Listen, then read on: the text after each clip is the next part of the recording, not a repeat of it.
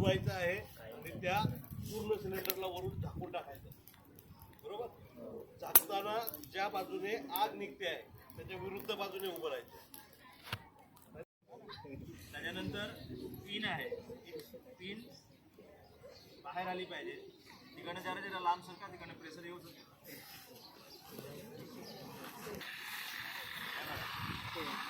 कुठेही कोणत्याही स्थितीमध्ये या पद्धतीने आग पेटवू शकता.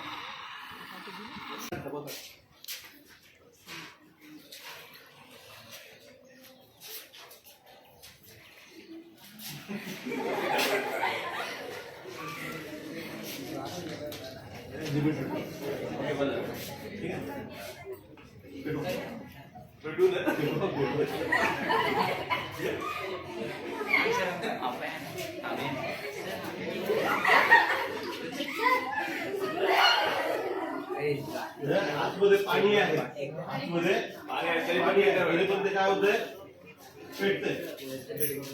बाजून सर, तू बाजून सर द्या. तुम्ही जर आता हे ढकलून दिलं